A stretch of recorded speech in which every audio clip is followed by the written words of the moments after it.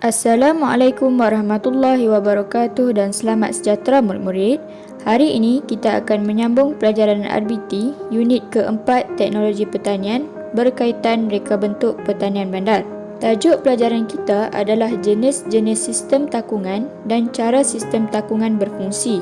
Pada akhir pelajaran ini, cikgu harap kamu dapat menjelaskan 3 jenis sistem takungan yang digunakan dalam pertanian bandar dengan betul dan kamu juga dapat menerangkan fungsi setiap sistem takungan dengan betul. Untuk penerangan isi pelajaran kita, cikgu minta kamu tonton video berikut. Murid-murid boleh rujuk dalam buku teks muka surat 69 hingga 71. Apakah itu sistem takungan? Ia adalah sistem penanaman di dalam bekas atau takungan yang telah direka khas bagi membekalkan air dan nutrien secara terkawal. Terdapat 3 jenis sistem takungan yang akan kita pelajari. Yang pertama adalah hidroponik iaitu kultur air, yang kedua bekas pengairan kendiri dan yang ketiga adalah aquaponik. Sistem takungan pertama adalah hidroponik, kultur air. Ia tidak menggunakan tanah dan menggunakan air sebagai medium penanaman. Pada gambar berikut kita boleh lihat ia menggunakan air sebagai medium penanaman. Terdapat 2 jenis sistem takungan hidroponik. Yang pertama adalah kultur air dalam tanpa kitaran semula dan yang kedua kultur air dalam dengan kitaran semula. Ini adalah 2 jenis sistem takungan air. Yang pertama adalah kultur air dalam tanpa kitaran semula. Air dan nutrien yang kekal berada di dalam bekas takungan dan tidak dikitar semula. Dan yang kedua adalah kultur air dalam dengan kitaran semula. Air akan sentiasa bergerak dari takungan ke tanaman dan kembali ke takungan menjadi satu kitaran. Sistem takungan yang kedua adalah aquaponik. Ia menggabungkan ternakan ikan dengan tanaman sayuran. Kita boleh lihat contoh-contoh aquaponik pada gambar berikut.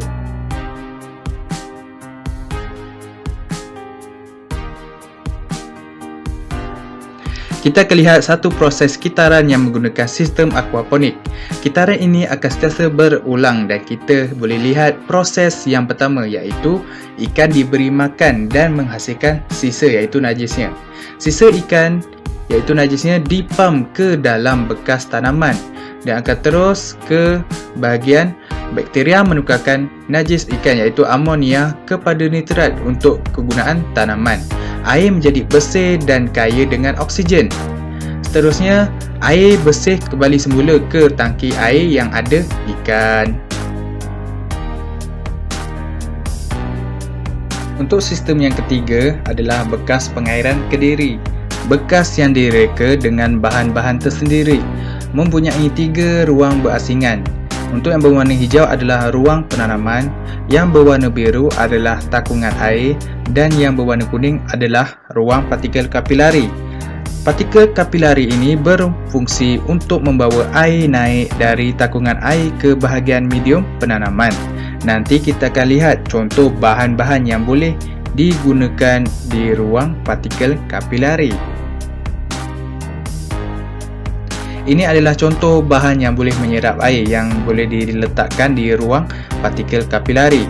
Yang pertama adalah sumbu pelita, yang kedua tali mop lantai, yang ketiga kapas dan contoh lain juga seperti benang dan tempurung kelapa sawit juga adalah bahan yang boleh menyerap air.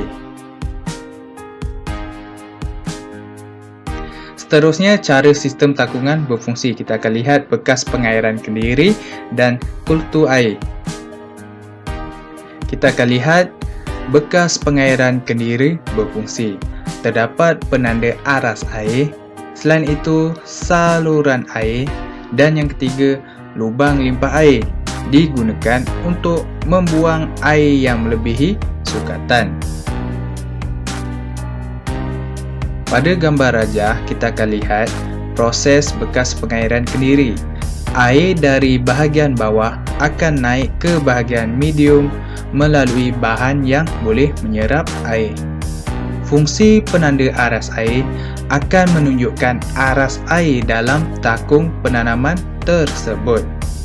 Saluran air digunakan untuk mengisi air nutrien ke dalam takungan. Seterusnya adalah kultur air dalam tanpa kitaran semula. Mari kita lihat bagaimana ia berfungsi. Pada gambar rajah, kita akan lihat penutup takung digunakan untuk memegang raga tanaman dan mengelakkan larutan nutrien terdedah kepada cahaya matahari. Larutan nutrien yang berwarna biru itu berada dalam takungan berkeadaan statik, tidak dikitar semula. Ia membekalkan nutrien kepada tumbuhan. Akar pokok mestilah terendam dalam larutan nutrien untuk menyerap nutrien yang dibekalkan kepada tanaman. Raga tanaman yang berwarna hijau, ia adalah bekas untuk meletakkan pokok yang ditanam. Kultur air dalam dengan kitaran semula, mari kita lihat proses dia di gambar rajah yang berikut. Larutan akan dipam ke dalam palung tanaman dan mengalir semula ke dalam takungan nutrien. Ia dikitar semula. Proses ini kita boleh lihat pada gambar rajah. Baiklah, kita imbas kembali jenis-jenis sistem takungan. Yang pertama adalah hidroponik kultur air yang terbahagi kepada dua, iaitu kultur air dalam tanpa kitaran semula dan kultur air dalam dengan kitaran semula. Yang kedua adalah aquaponik dan yang terakhir adalah bekas pengairan kendiri. Baiklah murid-murid, kamu telah pun menonton video tentang jenis-jenis sistem takungan yang digunakan dalam pertanian bandar dan juga cara takungan berfungsi. Baik, sekarang mari kita uji pengetahuan dan kefahaman kamu. Sila jawab soalan latihan dalam Google Form yang cikgu sediakan. Itu saja pelajaran kita pada kali ini. Sekian, terima kasih.